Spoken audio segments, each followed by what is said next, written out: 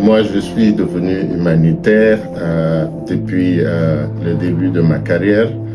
J'ai travaillé d'abord avec la Fédération luthérienne et la raison vraiment qui m'a motivé à aller travailler dans l'humanitaire, c'est parce que au début de ma carrière, il y a eu une inondation à Niamey au Niger et ça avait causé d'énormes dégâts.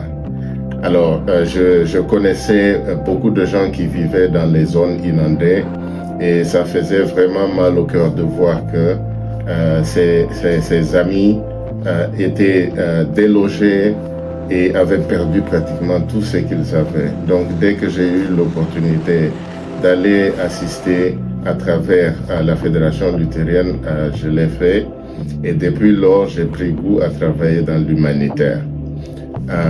Une des choses que je peux vous dire, c'est que c'est un métier dans lequel vous avez la possibilité de travailler au jour le jour et de voir l'impact de ce que vous faites à travers l'assistance qui est apportée, le sourire que vous ramenez sur les lèvres de personnes qui, au départ, étaient vraiment dans un moment critique et très difficile de leur vie.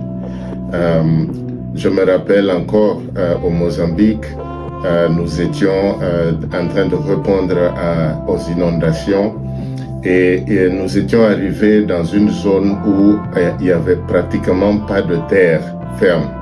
Et nous avons retrouvé une dame avec ses enfants perchés dans un arbre. Vous imaginez combien de temps elle a passé là-bas et la souffrance qu'elle a dû traverser, la peur par laquelle elle passait, parce que il n'y avait pas d'autre solution. Et nous étions arrivés là-bas en train de faire justement les opérations de recherche et de sauvetage.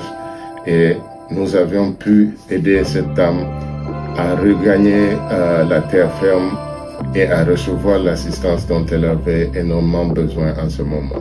Ce n'était pas uniquement juste des biens matériels, mais c'était juste à savoir qu'il y a des gens qui avaient le cœur d'aider et qui étaient présents même dans ces moments difficiles pour lui apporter l'assistance. C'est en 2014, à Difa, dans l'est du Niger, lors d'un projet de résilience en réponse à la crise des réfugiés nigériens, que j'ai fait le choix de l'humanitaire, non par devoir, mais par conviction profonde. Marqué par la souffrance des populations hôtes et réfugiées, principalement les femmes et les enfants, inspiré par l'exemple du bon samaritain, j'ai compris que défendre la vie, la dignité et l'espoir devenaient une conviction pour moi, même au péril de ma propre sécurité.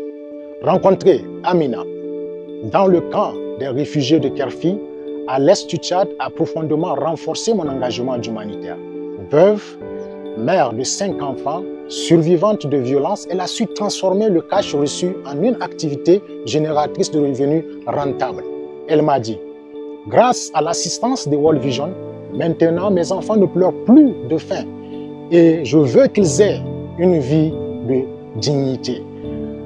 Son courage silencieux, sa dignité face à l'adversité m'ont grandement marqué.